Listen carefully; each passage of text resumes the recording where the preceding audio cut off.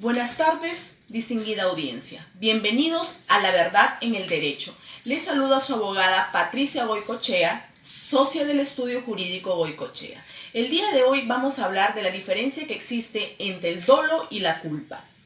Cuando se comete un delito, el Estado está en la obligación de sancionarlo penalmente, teniendo en cuenta la magnitud del hecho delictivo.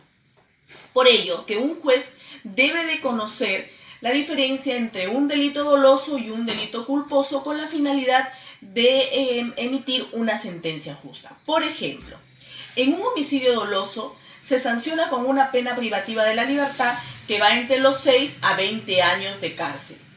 En un homicidio culposo se sanciona con una pena máxima de 8 años de cárcel. Señores, ¿qué es el dolo?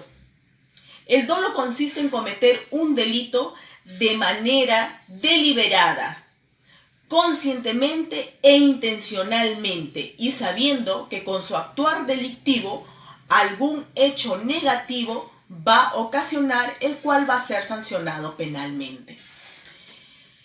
Por ejemplo, voy a una tienda de bisutería, cojo el collar más caro y me lo meto al bolsillo.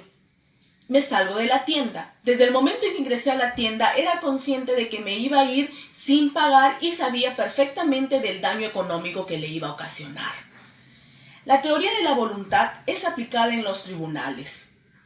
Y partiendo de dicha teoría tenemos que el dolo está formado por el conocimiento y la voluntad.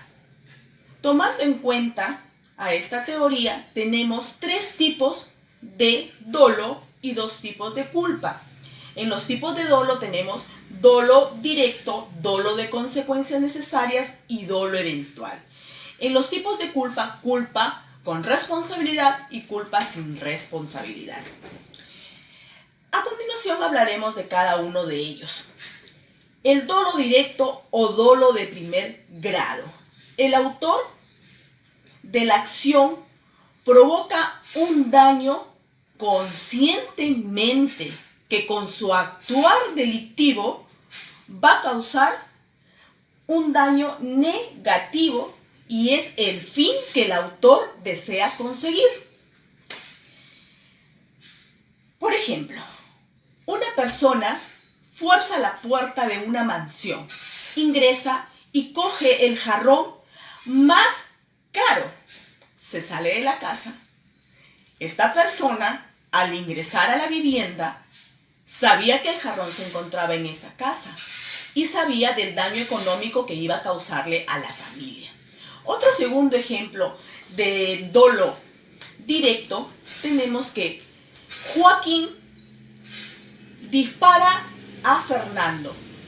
Joaquín sabe que al disparar a Fernando le puede ocasionar la muerte y aún así realiza la acción consiguiendo su fin.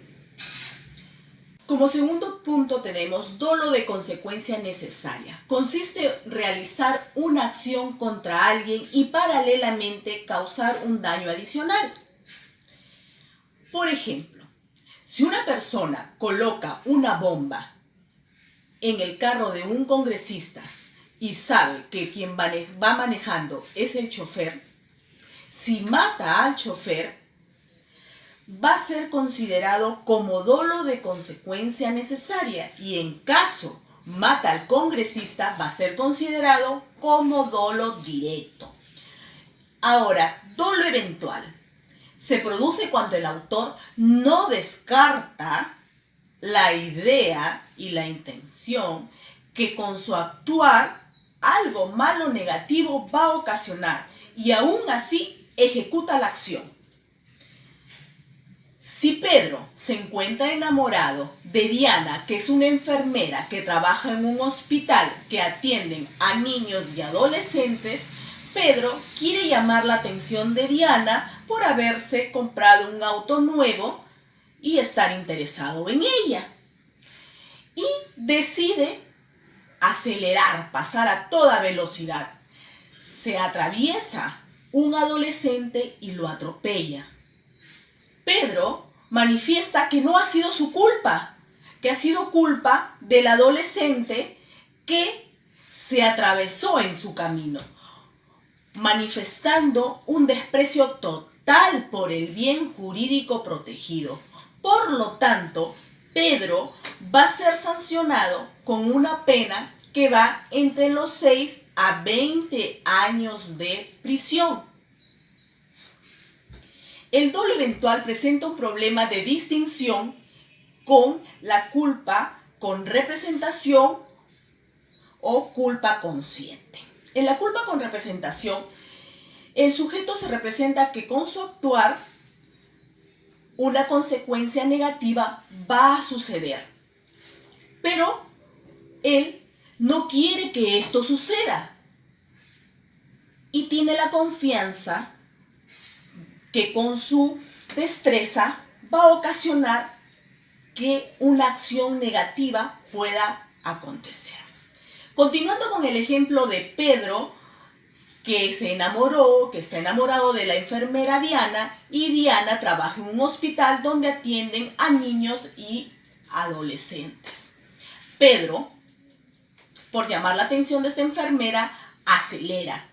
Él es consciente que con su actuar alguna acción negativa puede suscitarse, pero él confía en su destreza de buen conductor y ejecuta la acción.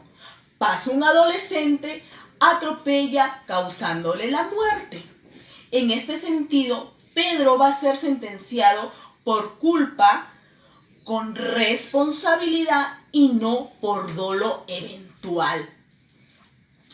En la culpa inconsciente, quien ejecuta la acción lo hace sin representar que con su actuar negativo algo malo puede suceder, siendo sancionado penalmente. Por el hecho de habérselo representado, tener la obligación de hacerlo.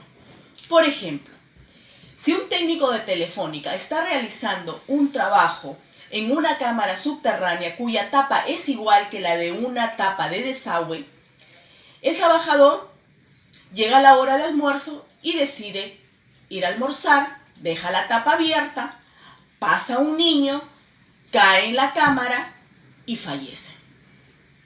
Acá el técnico debió de actuar bajo las normas estipuladas en ley, bajo esas normas de seguridad, la cual es: termina el trabajo, cierro la cámara y pongo una cinta de hombres trabajando o peligro, lo cual el trabajador no ejecutó, siendo sancionado por culpa inconsciente.